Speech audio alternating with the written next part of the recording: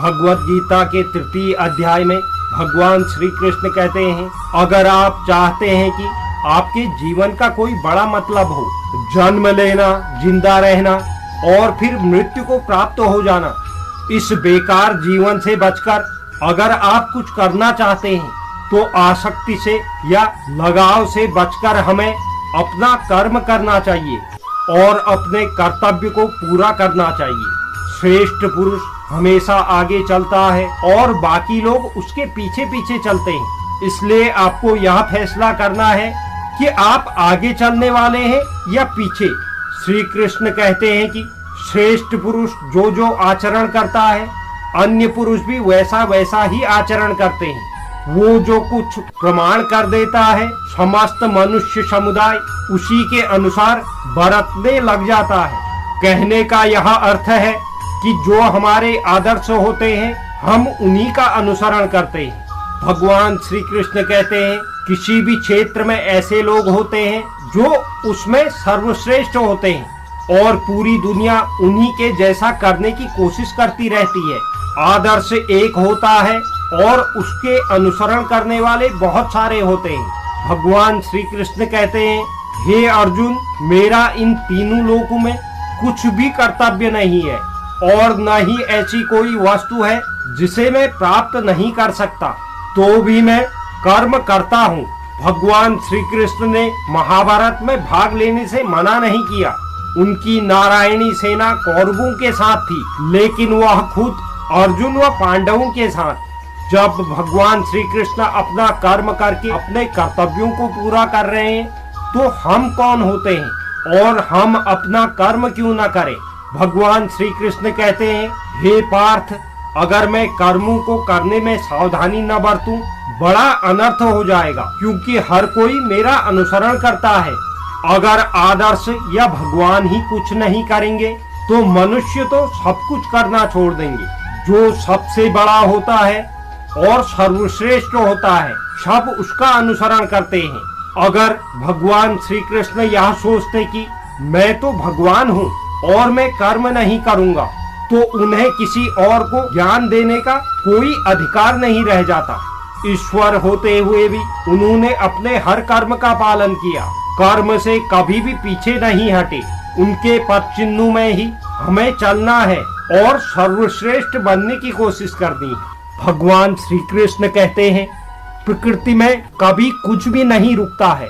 सांसें चलती है, समय चलता है, जीवन का चक्र चलता रहता है और जब तक जीवन रहेगा तो कर्म भी रहेगा। इसलिए यह आवश्यक है कि कर्म को समझा जाए और उसे समझ के उसे किया जाए। जो सिर्फ दिखावे के लिए अपनी इंद्रियों को ऊपर से रोककर परंतु अंतर मन से हमेशा उन्हीं के बारे में सोचता है, वह मिथ्याचारी अर्थात ढोंगी कहा जाता है, यानी कि झूठा और घमंडी। उदाहरण के लिए, जैसे कोई व्यक्ति खाना खाने से मना कर दे लेकिन अंदर ही अंदर खाने के बारे में सोचता रहे, तो यह किस तरह का उपवास हुआ? इसे व्रत नहीं माना जाता है।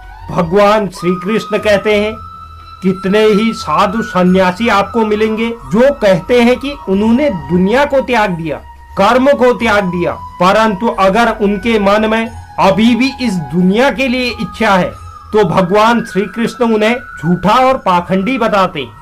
हे अर्जुन, जो पुरुष सच्चे मन से इंद्रियों को बस में करके उनसे बिना लगाव लगाए कर्म करता है, वह कर्मयोग का पालन करता है और वही श्रेष्ठ है। भगवान श्री कृष्ण इस तरह की चेतावनी दे रहे हैं कि इंद्रियों को तो बस में करना ही है, लेकिन मन का उन इंद्रियों से किसी भी तरीके का लगाव नहीं होना चाहिए और उसे ही कर्मयोग माना जाता है। जब इंद्रियां बस में होती हैं तो आप कुछ भी करने में संभव होते हैं। किसी भी तरह की बाधा आपको आपका कर्म करने से नहीं रोक सकती। और अगर आप जब इंद्रियों के बस में हैं, तो फिर स्वादिष्ट खाने की खुशबू ही क्यों ना हो, कोई रूप सी नारी ही क्यों ना हो, या आसपास का शोर ही क्यों ना हो, हर बाधा आपको कर्म करने से रोकेगी। हे अर्जुन, तुम केवल कर्तव्य निभाओ, क्योंकि कर्म न करने के मुकाबले कर्म करना बेहतर है, और तुम्हारे कर्म न करने से तुम्हारा जीवित रहना भी संभव नहीं है। अर्थात तुम शस्त्र उठाओ और युद्ध करो, अपना कर्म करो, क्योंकि यह कर्म न करने से कहीं ज्यादा अच्छा है। कहने का तात्पर्य यह है कि कर्म तो बहुत सारे होते हैं, परंतु उनमें से एक चुना हुआ है। उसी चुने हुए कर्म को ही निर्धारित कर्म कहते हैं।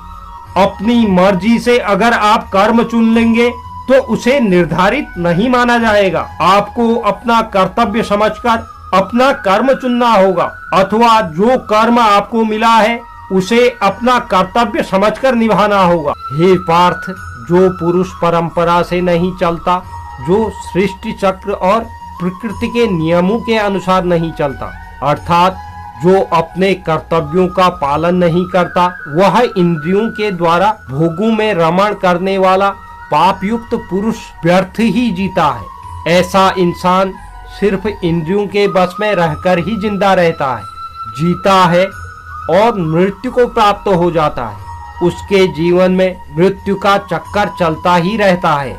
ऐसे इंसान के जीने और मरने का कोई मतलब नहीं है।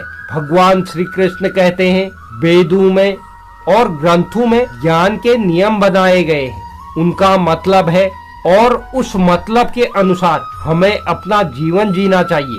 भगवान श्री कृष्ण कहते हैं कि जो मनुष्य आत्मा में ही रमण करने वाला, आत्मा में तृप्त और संतुष्ट हो, उसके लिए कोई कर्तव्य नहीं है। आत्मा का अर्थ यहाँ सबसे बड़ा सच है, और जो सत्य को समझता है, सत्य में खुश होकर ही रहता है, उसके लिए कोई कर्तव्य नहीं है। जिसको ज्ञान प्राप्त हो चुका है, जो जीवन की सच्चाई जान चुका है, सिर्फ वो ही ऐसा है जिसके लिए कर्तव्य का कोई मतलब नहीं है। लेकिन ऐसा कोई लाखों करोड़ों में एक होता है। बाकी हम सब के लिए कर्तव्य ही सब कुछ है।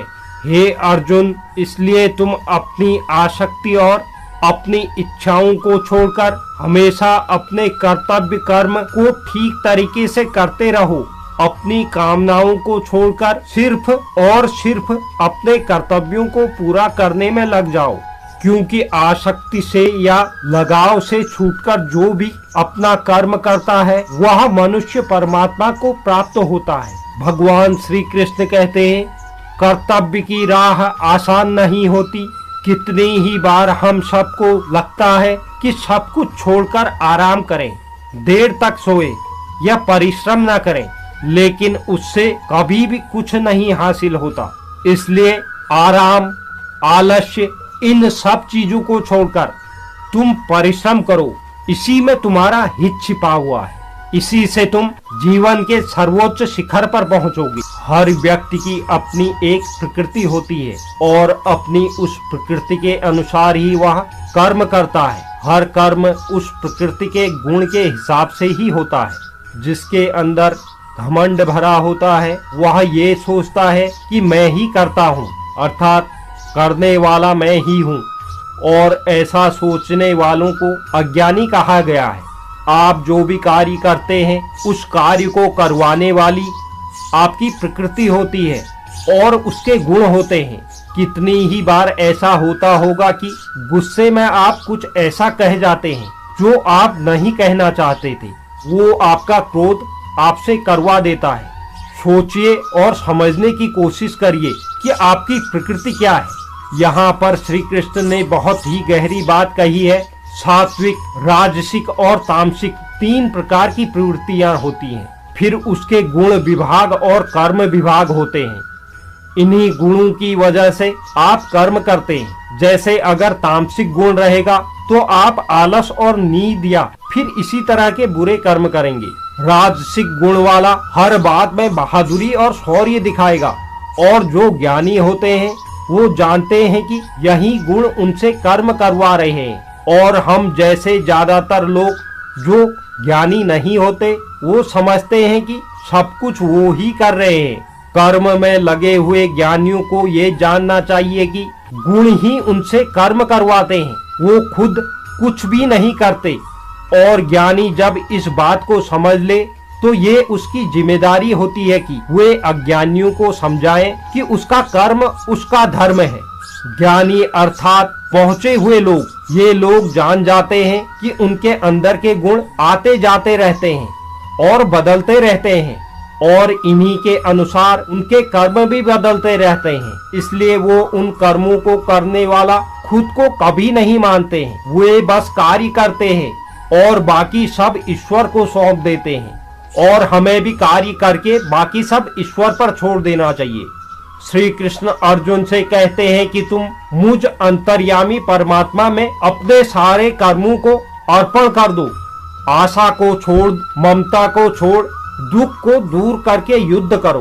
दोस्तों, अपने सारे कर्मों को हमें भगवान को सौंप देना चाहिए। कोई आशा नहीं, कोई ममता नहीं, और कोई दुख नहीं, और कोई भाव भी नहीं होना चाहिए। तुम जाओ और बस कर्म करो। इसी को आप सफलता का सार मान लीजिए। यज्ञ वह होता है जिसमें सब शामिल होते हैं। भगवान श्री कृष्ण कहते हैं, यज्ञ के लिए किए जाने वाले कर्म से ही ये मनुष्य समुदाय कर्म से बचता है। इसलिए हे अर्जुन, तुम इच्छाओं को छोड़कर उस यज्ञ के निमित्त कार्य करो। यज्ञ अर्थात समाज की भलाई के लिए किया गया निस्वार्थ कार्य। हमको भी अपने कर्तव्यों को यज्ञ समझ के कार्यों में अपना योगदान देना चाहिए, जिससे समाज का भला हो सके। इसे ही आप निर्धारित कर्म मानिए। मनुष्य न तो कर्मों को शुरू किए बिना निष्कर्मता को अर्थात योग निष्ठा को प्राप्त होता है, और न कर्मों के छोड़ देने से सिद्धि अर्थात सांख्य निष्ठा को प्राप्त होता है। भगवान श्री कृष्ण कहते हैं, ऐसा नहीं कि आप कर्म करें ही ना और खुद को सन्यासी कहें। ऐसे तो दुनिया नहीं चल पाएगी। अपने कर्तव्यों को छोड़ अगर आप सन्यासी बन जाते हैं और आप समझते हैं कि आपको मोक्ष की प्राप्ति हो जाएगी, ऐसा संभव नहीं है। ऐसा नहीं हो सकता कि आप कर्मों को त्याग दें और खुद को कर्मयोगी कहें। कर्म को न करने से या फिर उसे सदा के लिए त्याग देने से कुछ भी हासिल नहीं होगा। ऐसा नहीं हो सकता कि मनुष्य किसी भी काल में क्षण मात्र भी बिना कर्म किए रह जाए। हमारी दुनिया ऐसी है कि हम चाहें या ना चाहें कर्म तो करना ही पड़ेगा। भगवान श्री कृष्ण कहते हैं, कर्म न करना भी कर्म ही है। जिस तरह से हम इस दुनिया में आए हैं, जिस तरह से प्रकृति ने हमें बनाया है, उसका गुण यही है कि हम समय पर कर्म करें।